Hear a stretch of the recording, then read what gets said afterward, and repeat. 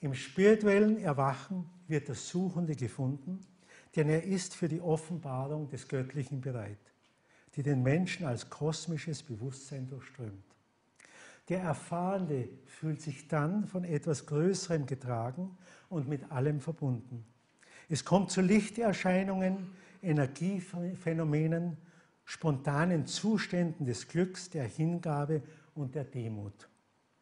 Davon tief bewegt bis tief in die Knochen ist man gleichzeitig gelassen und ruht in der inneren Mitte. Sinnfragen werden spontan beantwortet und die überwältigende Kraft der universalen Liebe und Schönheit werden in ihrem grenzenlosen Ausmaß spürbar, wie es eine Seminarteilnehmerin eindrucksvoll schilderte. Es ist so viel Licht da, göttliches strahlendes Licht. Seine Gegenwart ist überwältigend. Die Arme heben sich und beide Hände legen sich mit den Handrücken über die Stirn und über das dritte Auge. Die Hände schützen mich noch vor der überwältigenden Macht und Schönheit seines Lichts. Es ist zu viel für mich und Tränen der Seligkeit, des Überwältigtseins brechen aus. Das ganze Sein ist ausgebreitet, Frieden, Seligkeit, Glück, Liebe, Schönheit, eingetaucht in das eine. Tränen strömen unentwegt, tiefes Weinen dringt aus dem Innersten. Es ist nicht Schmerz über Irdisches, es ist Erschütterung und Erlösung. Die Überwältigung durch seine Schönheit, unglaublich.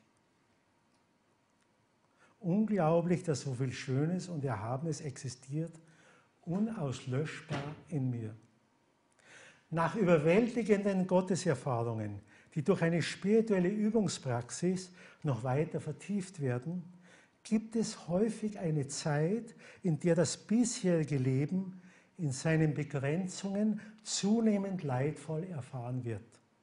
Das hat damit zu tun, dass sich das Ego mit seiner ganzen Kraft gegen diesen Transformationsprozess stemmt, um nicht an Einfluss zu verlieren.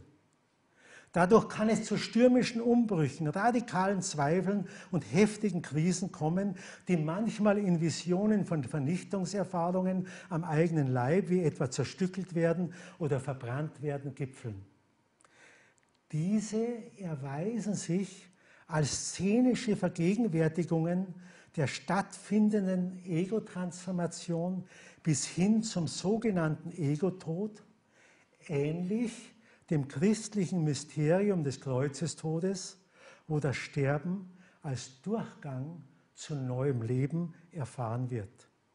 Das kann sich zwar für den Suchenden in diesem Augenblick außerordentlich bedrohlich anfühlen. Die einmalige Chance dieses Zustandes besteht dann aber darin, alte, überkommene Persönlichkeitsstrukturen aufzulösen und eine neue, stabilere innere Basis entstehen zu lassen. Ein solcher Perspektivwechsel öffnet den Übergang zu einer umfassenderen Sichtweise des Lebens.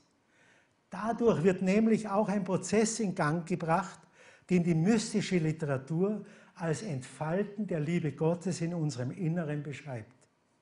Die Angst vor dem Tod, die Angst vor dem Nichtsein sitzt tief in uns.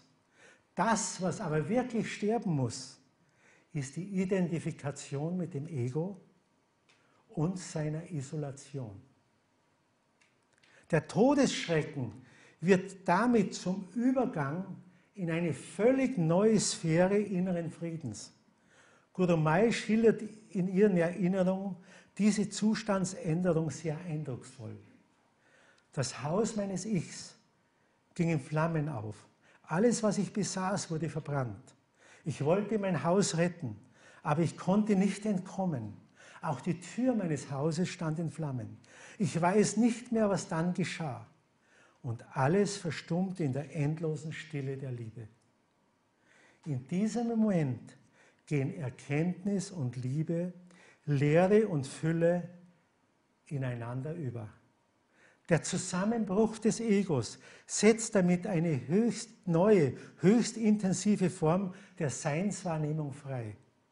Erst dieses bereinigte Bewusstsein ist offen für jenen Zustand allumfassender Verbundenheit, in der sich der Wahrnehmende als Sein in allem Seienden erlebt.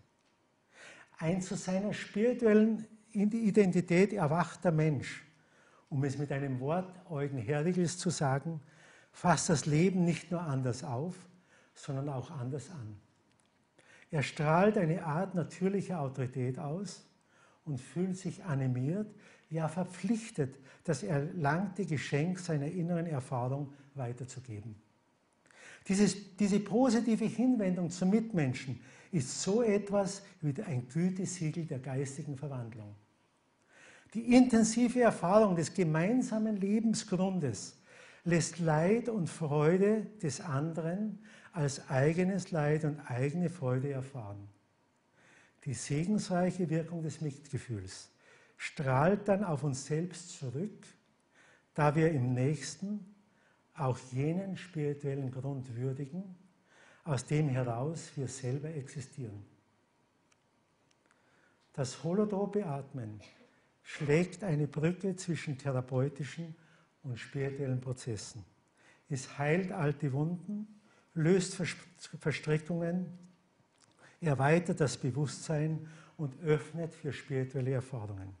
Zu welchem Thema uns die innere Weisheit in der Arbeit mit veränderten Bewusstseinszuständen auch immerhin führt, es wirkt sich auf allen Seinsebenen aus, im Hinblick auf mehr Durchlässigkeit, Achtsamkeit, Wahrhaftigkeit, Liebe und Gelassenheit, sich selbst und anderen gegenüber.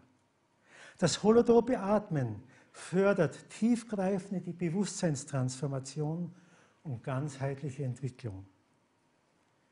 Es bietet sich an als ein zeitgemäßer Weg der Selbstverwirklichung.